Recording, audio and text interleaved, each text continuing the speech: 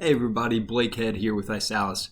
So today what we're going to talk about is the process of posting an ERA with the new payment posting workflow.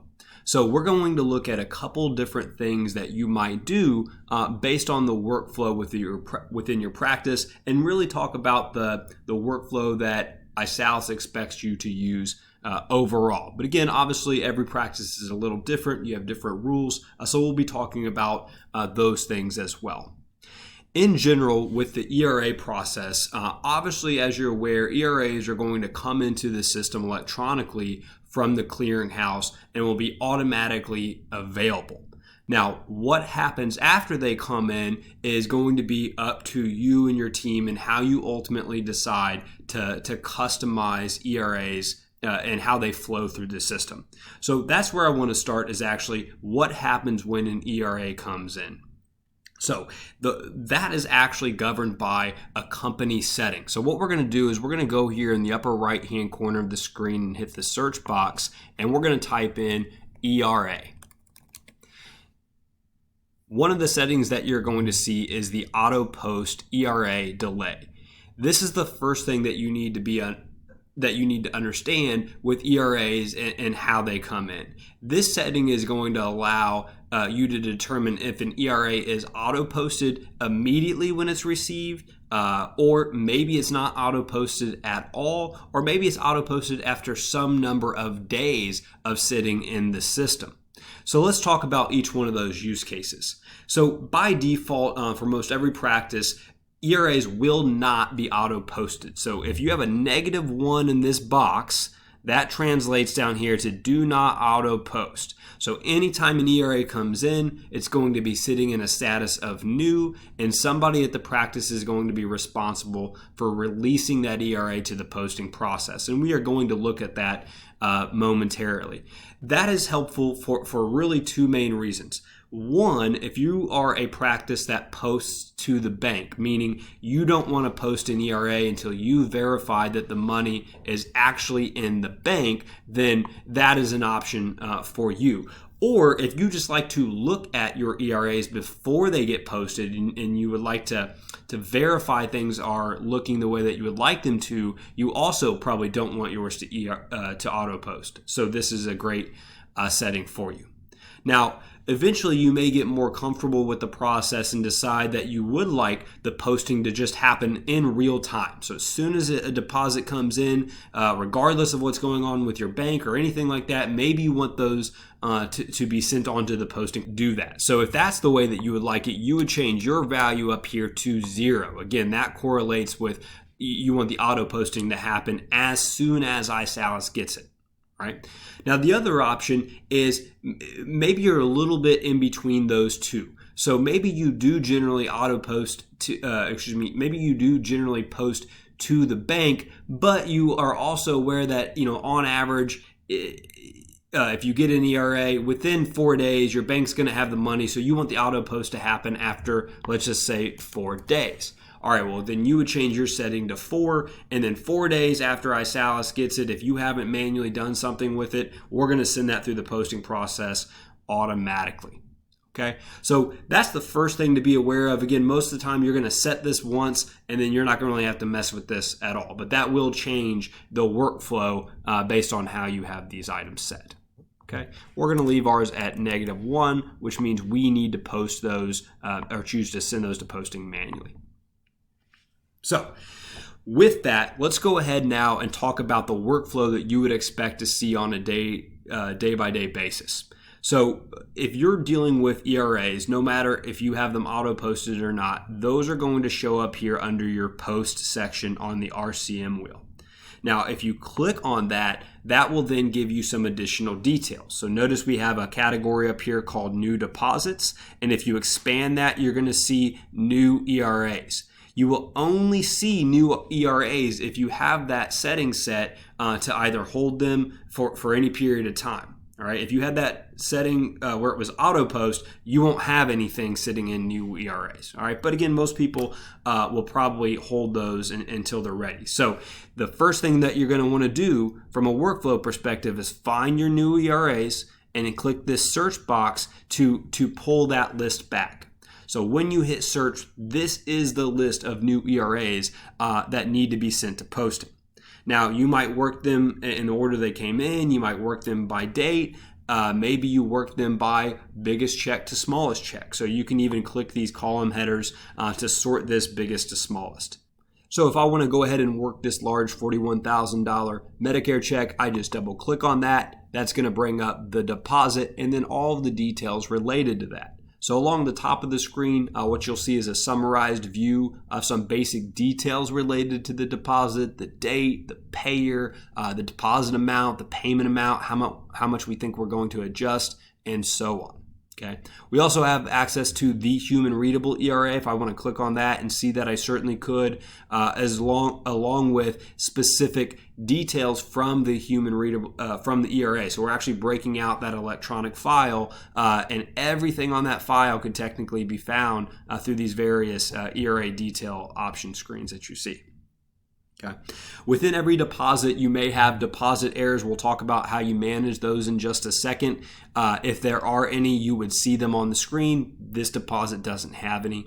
And then you have all the claims within the deposit. So the original claim XREF value that was sent out, the actual claim ID that's connected to an iSalus, what was charged on that claim, what was ultimately paid based on the ERA details, and you kind of continue to see a summarized view of how those payments are ultimately dispersed based on the way the ERA was supplied to you.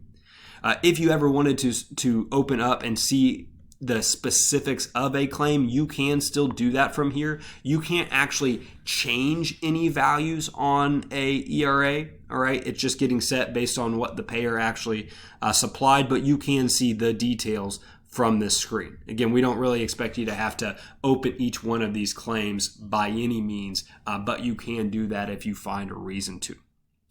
Ultimately, from a workflow standpoint, what we basically want to do is we want to get this ERA over to the posting process. So it's really, really simple. If you are ready for this to be posted, all you have to do is hit send to posting. So I'm going to go ahead and click that button.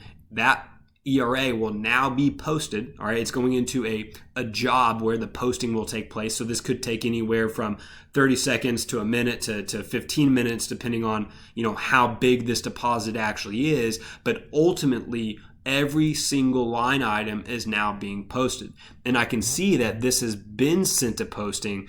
So I'm done at this point. I can close this and then go back to working my list.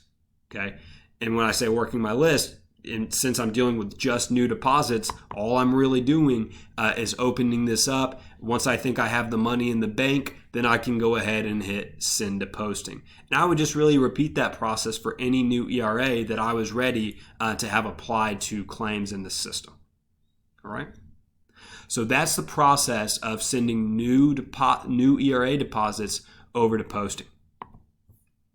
So let's go back to the wheel and look at the next kind of work effort that we're going to have.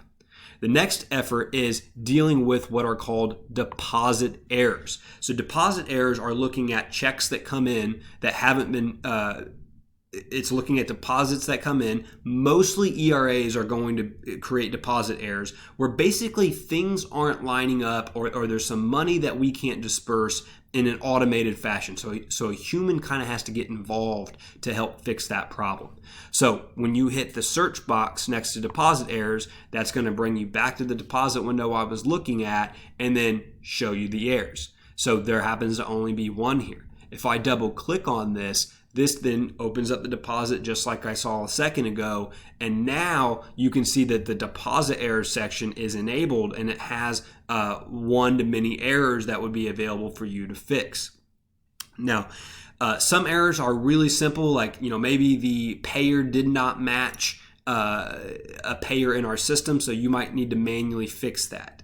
A number of deposit errors can happen. I definitely encourage you to look at our Knowledge Owl. That's our knowledge base that actually will detail all of these errors and how you ultimately fix them. But in general, when you go to fix a deposit error, all you have to do is hit resolve, and you're presented with whatever options you need to fix that particular problem. Now, we happen to be looking at a PLB error here. This is one of these scenarios where the payer is sort of either paying or taking money away from a claim, but the claim may not be in this deposit. They may not even tell you or us clearly from an electronic standpoint which claim to put this money on. So you may, in fact, have to pick up the phone, talk to somebody, look at the human readable ERA, whatever it takes to figure out where this money goes and ultimately apply it. Let's just say hypothetically in this scenario, I pick up the phone and find out that this is for Joe's claim. Okay, so I select Joe from the list. It grabs the payer. What this would do is then show for that particular claim and all the procedure lines on it what the current balance was. And if there was a balance, it will take that adjustment amount and actually disperse it across those lines. And so then you could save that, and those payments would then be applied accordingly to that claim outside of the deposit. Okay. So that's how you could address this specific error. But again, every type of error gives you a resolution process that's specific to what the error is, right? The other thing you can do with errors is you might ignore them. You might look at this and say, for whatever reason, this isn't relevant to me. I don't need to post this money. I don't need to fix this problem. It's not germane to what I'm doing. So I would just simply ignore that error and save it. So that will then mark that as ignored. If I would have fixed it, it would have said resolved. Okay. Now that this is done, it's still currently in a status of new. So I'm going to go ahead and just send this to posting as well, so that all those payments can also be applied. Okay. That's now going through that same posting process I alluded to a second ago. So that's the process of dealing with your errors. Again, every error is different, so deal with them accordingly.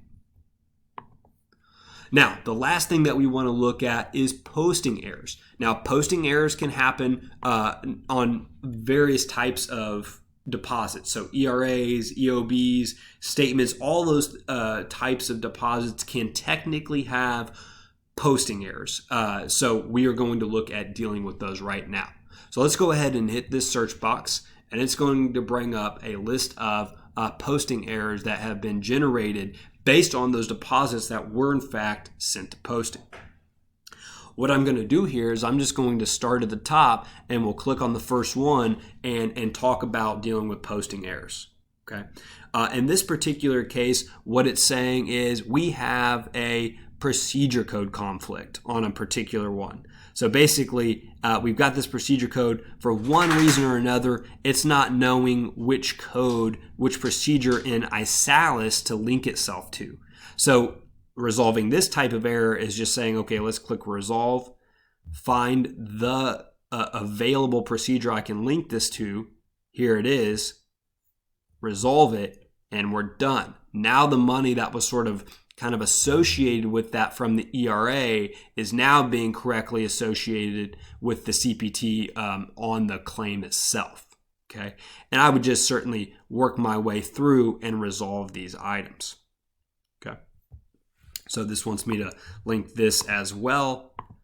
And then lastly, I've got on this procedure code 99213, I've got a payment type I've got a PRB5 being posted, and then for some reason I don't have a payment type assigned to that particular thing. So again, the resolution process will give me the screen I need to fix that problem. So we type in whatever that payment type is, save it, and we're done. So let's just say hypothetically this was a contract adjustment. All right, so we'll hit resolve. Now all of our errors are resolved. All of our money is allocated. And so because we're now on the posting window, we're just going to go ahead and let this particular claim go to posting. So it did not get posted because of these errors. So now that we fixed the errors, we can hit post claim. Now the payments get applied and we're done. Okay. So again, that same type of thing is going to happen no matter what the posting error is. So I'll just randomly click on another one and let's just see what we've got. We've got a procedure code conflict there as well. We've already talked about how to fix that. So the key here is just as you think about the process, you send items to posting, you fix your deposit errors, you fix your posting errors, and you're done.